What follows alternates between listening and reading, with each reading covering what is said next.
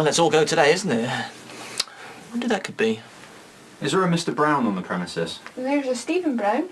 That's the fellow I'm after. Come in. Good morning, Constable. Can I help at all? The post-mortem has been carried out on the deceased. I took the liberty of ensuring you had a copy of the report. That's most considerate of you. Thank you very much. You're welcome, sir. The sergeant thought you should see it, as you seem to be involved. So, have you established the cause of death yet? I'm not at liberty to discuss that.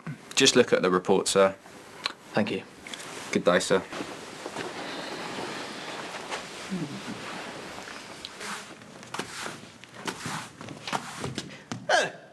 Hello, Mr. Barton. Gosh, you're here early. I'm still setting up the stage. Right, just checking everything's going to plan. We need to put yesterday's unfortunate happenings behind us and care for our audience. Yes, I am surprised that Gwendolyn felt able to go on with the show. She's a performer, a thespian through and through. It's all an act, Mr. Ward, and dear Gwen's simply putting on an act. Inside, a torment of anguish and pain. Outside, the belle of the stage. I suppose she's doing it out of remembrance for Mr. Tanner. Yes, dear Mr. Tanner. I'm sure he would be most proud of her. The subject was in healthy condition at the time of death. External examination, let's see. Numerous small indentations in cranial region, consistent with heavy blows from a blunt instrument. As I feared, it's a murder inquiry. Who would do this? Resultant blows cause excessive hemorrhaging leading to death. Cranial splinters embedded in brain tissue also a contributing factor.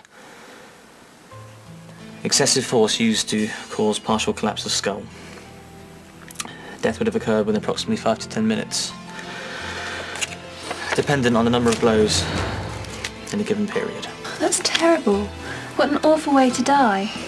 My poor master, murdered in such a brutal fashion. Well, it's clear that brutal and extreme force was used against Henry to end his life. Well, it's all very well, but why did they decide to kill him? It's a pretty drastic step, if you ask me. He must have had an important secret to make such a ruthless enemy. Well, by the look of the injuries and the state the room is in, it's clear that Henry put up a desperate struggle to end his life. Defining a motive is often a puzzle. You need to look at it logically. His relationships with others, for example. Clearly this wasn't a bungled robbery. Nothing was taken, was it, Molly? No, madam. But why did the struggle only take place in his room? It's upstairs and it's impossible to get into his room through a window. Maybe the killer was able to let themselves in. Or the killer knocked and Henry let them in. But Henry was very particular about letting strangers in. Maybe so. But if Henry knew his killer, or perhaps the killer had a key and let themselves in, it's unlikely that Henry was murdered by a stranger. Because a stranger has no motive. Exactly, Algie. And wouldn't be allowed in the bedroom. A stranger would have been allowed into the hall, but not admitted to the bedroom. Unless Henry was killed downstairs and dragged upstairs. No. Molly would have heard it. Henry was quite a big man also. It would have been very difficult to drag him upstairs. And what would be the point in dragging him upstairs anyway? Well, to conceal the body, to give the killer time. It's possible. Unless, of course, we are looking for two killers. Gosh, I hadn't thought about that. I really ought to get along to final rehearsal. They'll have started without me. This is all so interesting. My dear child, don't make that awful noise. Are you all right? Nothing. I merely had a premonition. A premonition? What sort of premonition? Impending disaster. Death. Oh, my dear child, what are you talking about? You'll scare the pathetic man. It's just the feeling I have, madam.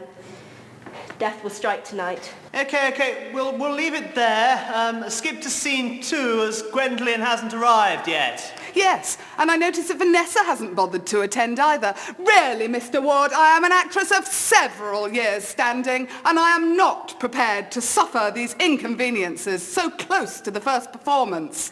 Suffer? Perhaps you should talk to Gwendolyn about suffering. And I don't think Henry's too well at the moment either. Ladies, please. Scene 2. Molly, where were you during the time that Henry went upstairs to practice his lines and Vanessa's arrival? Well, let me see. Yes, that's right. I was in the backyard beating the scullery and kitchen carpets. So, would you have heard anybody coming in through the front door?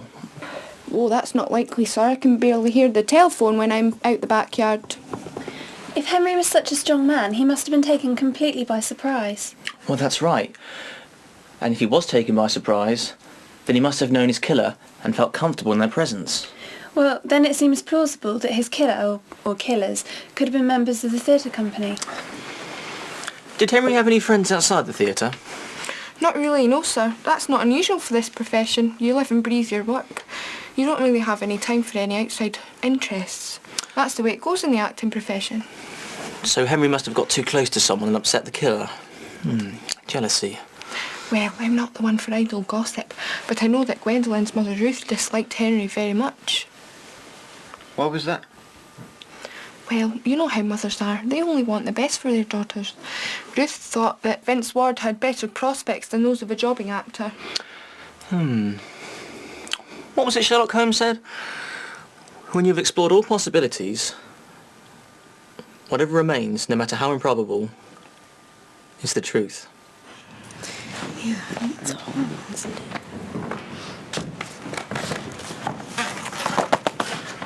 Hello, I didn't expect you to turn up here. Well, why not? If Henry knew his killer, and this theatre's the only place that he socialised, then there's a fair chance we could turn up more clues. Particularly bearing in mind what we found earlier today. Steve, what happened to me earlier? Well, if it's any use, we now know that Digby and Vince had told Henry the company was going on tour. And this made Henry anxious. How does that link with his death? Digby didn't seem very keen on Henry. To be fair, Digby doesn't like any performers. He thinks they cost the theatre too much money. Is there anybody else who could have wanted him dead, perhaps? Catherine certainly took a dislike to him. But I just thought it was the usual backstage bickering, really. Henry got on very well with our director, Vince Ward. And this jealousy created some tension in the company? Yes, Henry was guaranteed of a good role if Vince was directing the production. It seems that there is a connecting thread, and this thread may have deep-rooted and hidden origins. I cannot believe that this murder was an unprovoked attack. I want to stay around and have a sniff about, see if I can lay my hands on any more clues or vibes as to what actually went on. If the killer is one of these actors, they're going to have to give some performance to get away with it. Oh, look! There's Gwendolyn arriving. The brave child. The grieving fiancé soon recovered. The house opens in 2 hours. I think you ought to make yourself scarce until then. If Digby finds strangers backstage, he'll go mad and you'll never get back in. Very well. Fancy a trip to the theatre tonight?